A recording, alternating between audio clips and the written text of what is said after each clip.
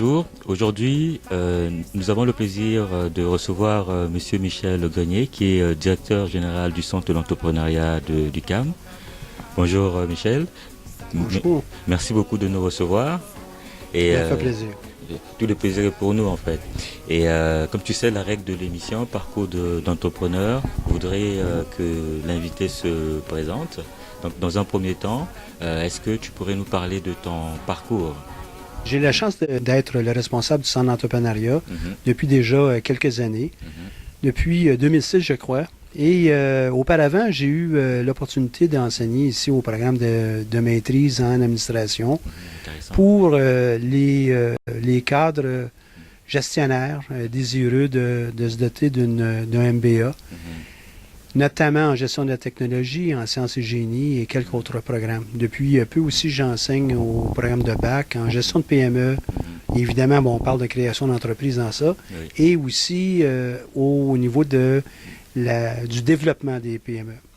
Auparavant, j'ai passé le plus clair de ma carrière dans une grande entreprise où j'ai eu la chance de lancer des entreprises, créer des filiales, optimiser des processus, gérer des dizaines, des centaines d'employés. Et c'est dans ce sens-là qu'aujourd'hui, je pense que j'ai une bonne expérience du terrain pour faire ce que je fais.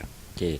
Mais avoir un bagage d'expérience comme ça, c'est pas évident. Quelle a été, j'allais dire, ta recette, même si je n'aime pas le terme magique, mais ta recette magique pour accumuler tout ce bagage d'expérience et pouvoir le partager. Et Dieu seul sait, aujourd'hui tu continues toujours.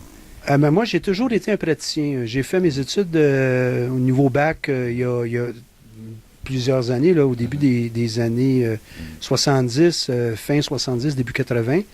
Mais pendant tout mon parcours, j'ai toujours été une personne qui voulait toujours améliorer tout ce que je faisais. Et j'étais toujours à l'avant-garde avec soit mes patrons ou avec mes groupes.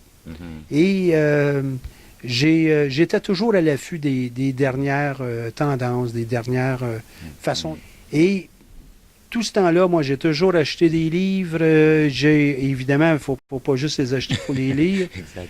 J'ai toujours transmis de l'information qui m'entourait à mes équipes. Pour le plus clair de ma carrière, on m'a toujours appelé le coach. J'étais pas le patron. D'ailleurs, très rares étaient les personnes qui m'appelaient le patron. C'était plutôt le coach. Et parce que j'étais le coach, j'avais toujours le goût, moi, de gagner. Et puis, c'est probablement autour de ça que les équipes de travail que j'ai eues, moi, je les ai emmenées le plus loin possible. On a toujours eu des résultats extraordinaires. Rencontrer les budgets, sinon sous-dépensés. Dépasser les attentes au niveau de la qualité, de la productivité, la satisfaction des employés, la satisfaction des clients. Et c'était toujours au cœur de ce que je faisais. Donc aujourd'hui, je transmets exactement la même chose. J'ai toujours été une personne passionnée. S'il y avait une trame de fond, c'est peut-être autour de la passion. Aujourd'hui, moi, je suis à la retraite, je fais des choses par choix. Et j'ai, je pense encore, ce modus operandi où je transmets beaucoup de passion dans tout ce que je fais. Mais quand tu fais une rétrospective sur tout ce que tu as accompli dans ta vie, le nombre de personnes que tu as encadrées, le nombre de personnes que tu as utilisé le terme coach, qu'est-ce que ça te fait aujourd'hui d'avoir accompli autant de choses? Je ne sais pas si j'ai accompli autant de choses. Je pense que je suis capable d'accomplir encore beaucoup de choses. Ça me fait chaud au cœur les commentaires que j'ai reçus de mes employés ou ici des étudiants, des entrepreneurs qu'on accompagne, parce que c'est vraiment au cœur de ce que je veux faire. Je suis au stade de ma vie, moi, où je redonne. Et pour moi, c'est ce qui me mobilise, moi. Je fais beaucoup de choses qui sont à titre bénévole. Et c'est pour ça que je le fais, là, c'est pour aider. Okay. C'est une belle forme d'altruisme. Merci de me donner l'opportunité de parler du Centre d'entrepreneuriat ESG-UQAM. Nous sommes localisés à l'École de sciences de gestion parce que beaucoup d'éléments entourant le montage d'une entreprise proviennent des sciences de la gestion. Mais les entrepreneurs proviennent de partout au sein de l'Université du Québec à Montréal. Et notre mission est de développer d'une part une culture entrepreneuriale au sein de l'Université du Québec à Montréal et d'aider tous les entrepreneurs, peu importe la faculté d'où ils proviennent, y compris évidemment celle de l'École des sciences de gestion, mais peu importe le domaine, à les accompagner dans la concrétisation de leur projet d'affaires.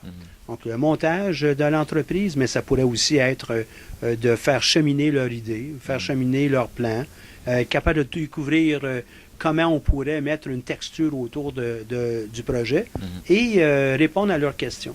Donc, c'est le but du centre. On le fait à travers de divers services, dont des ateliers midi. Il y en a à peu près 60 dans l'année.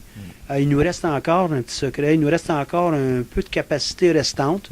Donc ça veut dire qu'il nous reste encore un peu de place, des fois pour accueillir des gens qui viendraient à l'extérieur. Nous donnons 3 ateliers midi, mardi, mercredi et jeudi, sur divers sujets. Et on a évidemment des services d'accompagnement par des conseillers en entrepreneuriat et en lancement d'entreprise en tant que tel. C'est excellent. Comme quoi l'entrepreneuriat ne s'adresse pas seulement aux étudiants de l'ESG, mais à tous les... Tout à fait. Donc on va passer à la deuxième partie de l'émission. Donc on va parler du plan d'affaires. Mais c'est quoi un plan d'affaires? Un plan d'affaires, pour la réponse la plus simple, j'aimerais utiliser l'image comme celle d'un plan de voyage. Donc, si on veut faire un voyage qui est très court, je vais partir de Montréal-Nord pour me rendre à Longueuil. J'ai peut-être pas besoin d'avoir un plan d'affaires qui est bien étoffé. Quelque chose de base, ça va être assez facile. Mais si je vais aller je vais aller faire un séjour en France pendant un mois, ben, comment je fais pour pouvoir profiter au maximum de ce mois-là? Donc, j'ai besoin d'avoir un bon plan de voyage. Le plan de voyage va être constitué de plusieurs parties. Probablement un plan pour les vols, pour me rendre là-bas. Ou si je vais en bateau, ben, quel va être le plan là, de voyage de ce côté-là. Ensuite, j'ai besoin d'avoir probablement un endroit où je vais loger. Donc, un plan de logement. J'ai besoin d'avoir un plan des différentes visites que j'aimerais faire.